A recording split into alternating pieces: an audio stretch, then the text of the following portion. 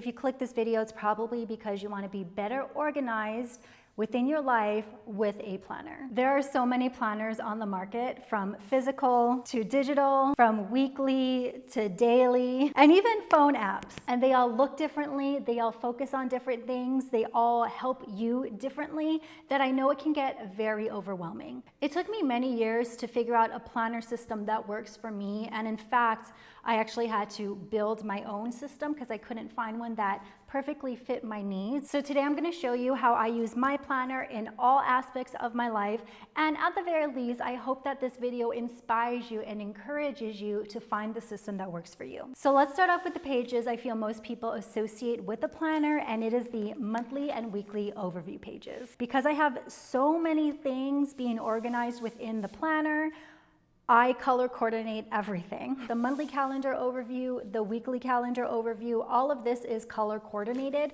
to help me better track what's going on in my schedule. So as we open to the monthly overview, you can see that it is literally an overview of what the month is starting to look like. We have appointments and dinners in purple, we have business stuff in orange, blue is things for the family, and green is side hustle. And these little red dots are my period tracker. This is very surface level stuff. As the name implies, this is just an overview. I don't put too much detail into my monthly calendar because, as you will see, that's what my weekly calendar is for. And plus, I think it's just really cool to be able to kind of look at your monthly calendar and be like, wow, I did that. I also like a monthly calendar because it helps me plan out kind of my rest days.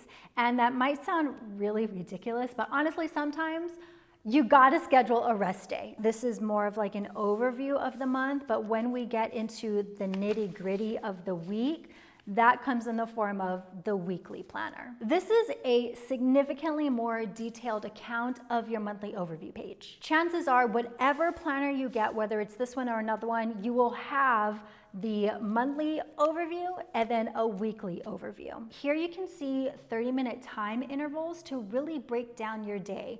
And as someone who has a pretty tight schedule, this is very helpful. Again, everything is color coordinated because visually it helps me plan my day and figure out like what I'm doing. I think if everything was one color, I would get very confused. Whatever you do during the week, I would test out color coordinating per topic just to see how maybe planning that way might be easier for you. So if you're in school, every class can be a different color. If you're someone who juggles different projects, you can have one color per project. So whatever you have going on in your life, I highly recommend color coordinating each group just to help you organize your day. As you can see, we have a free note space at the bottom. And then within my weekly planner, I will write notes of things that I need to do. Most of the things that I write notes in within the timed section, this section right here of my day, are work related.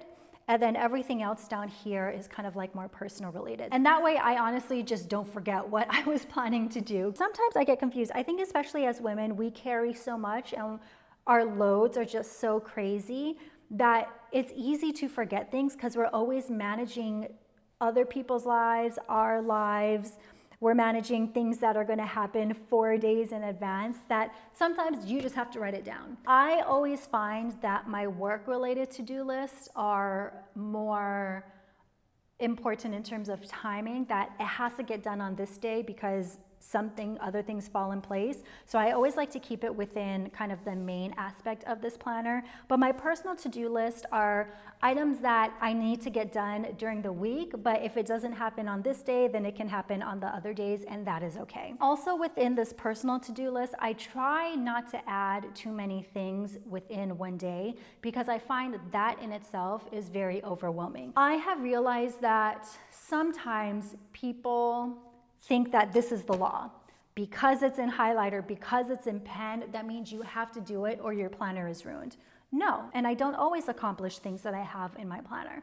But I also don't make myself feel bad about it. I think that's why I really enjoy using the planner, because 95% of the time it works for me. And the other 5% it is like, it's c'est la vie. Again, this is also a great example that mistakes happen, plans change and it is okay. If you like to keep a very clean planner, this might be very annoying to you, but for me, my planner is an extension of my life.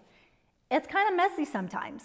So that's how I use both a monthly overview page and my weekly overview page. Again, this is a macro view of my month, and this is a kind of like a macro view of my week. Now let's talk about budgeting.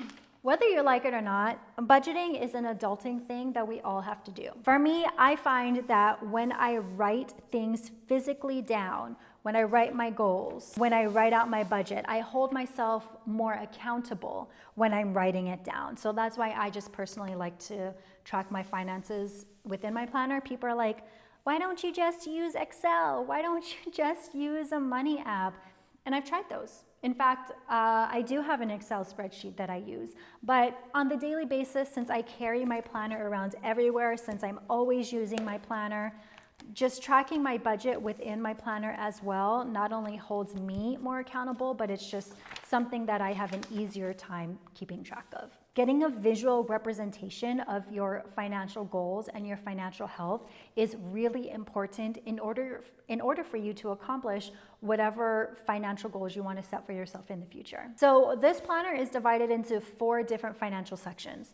We have the financials goals page, the debt overview page, the monthly budget overview, and then the weekly budget overview. Each section has its own focus, and together they help build a really comprehensive view of your finances and your financial goals. At the end of every year, I always plan out my financial goals, and I've accomplished all of those goals because I had a very clear way of how I was going to achieve them within my planner. So here's my financial goals page. It is divided into short, medium, and long-term goals. Now on this side, this is actually a blank page. It is a gridded page that looks like this, but I have turned this blank page into a sinking fund flowchart. Again, if you want to know more about what that is, I'll link some videos in the description box. But I just like really tracking my financial success. Every time I put $200 into a high yield savings account for Doggy Dental, I just highlight it. And when everything is all highlighted, that means I have won. That means I have succeeded and I am a success and my goal has been accomplished. So things like an emergency fund, increasing our emergency fund, that takes a long time. What I found during my debt-free journey is like, you gotta make it fun. Next, let's go into the debt overview page. This is depressing. It can be a very scary page, but honestly, it needs to happen. You need to fully know what debts that you have. If you want to see this page in use, I will link how I helped some of our community members pay off credit card debt, because that's kind of how this has been organized. Next, let's go to our expense tracker. Every single Sunday, I go through my bank accounts, all of them, and write out what I spent during the week. You can do this every day, but sometimes you just get busy and sometimes you just frankly don't want to. So I've included my weekly budget routine into my Sunday routine. It's just something I do every Sunday. It's a habit that I've built, and it's just very easy for me to do at the end of every week. There are 4 category sections in this planner and free space. So if these categories aren't enough, you can just add more categories within that free space. And then to the right of the weekly expense tracker, again, it will normally look like this. I started using this as a money diary. This was actually inspired by my friend Amanda. So it's just a great way to remind yourself of why you spent your money, or maybe why you didn't spend your money. And again, I think it's a good way to hold yourself accountable for your spending. Again, you don't have to be as intense as a budgeter as I am, but I think it really is important for you to find some kind of aspect. Maybe it's just even tracking your small business expense. You do need to, I do think it's important for you to acknowledge your spending. And finally, we have a page that may be even more scary than the weekly expense tracker, and that is the monthly budget overview. This is where you're going to see your weekly expenses added up. And for me, I use this blank page to track my income. So as you can see here, this is how much I spent in the month of probably April. This side, I added up all my expenses. And on this side, I do my paycheck routine within this planner just so I know what money is going to where. But you have a wish list. I always find that if I'm itching to buy something, if I write it down and forget about it for a couple days, chances are that I don't want it anymore, so that helps a lot. And then if you're doing like a no buy month or a no spend month, you can have a list of things you don't want to buy in the month or things that you really, really need to get. If a budget is not something you really care too much about within your planner, I do hope that you use some kind of financial tools to help guide you into your financial goals. Speaking about goals, let's talk about some of my favorite pages in the planner, and it's the goal setting pages.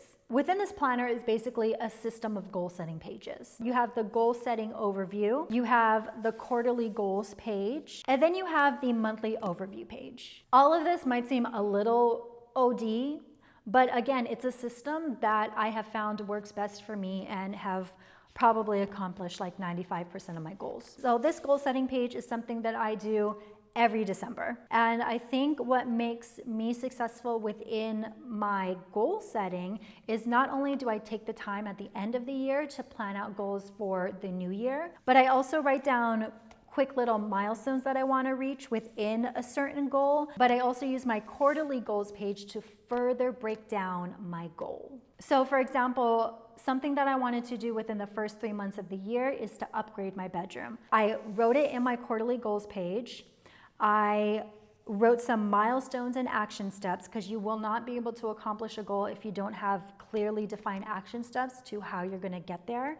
And this is, again, a blank page. So this is what the quarterly goals page looks like normally, but I used it as a vision board. And then also, speaking of vision boards, I forgot to mention, I love a vision board page. With the highlighters, with the vision boarding, you can see that I am very much attracted to visually seeing my goals or my to-do list or what I have to accomplish. So this was a good idea for me. So basically what we're doing, just like how we did with our financial goals, we're taking kind of like a macro view of our life goals for the year and breaking them down into smaller action steps. And then finally, we have the monthly overview page. This is one of my favorite pages. And I find that whenever you're like, go, go, go, it's really easy to forget how far you've come.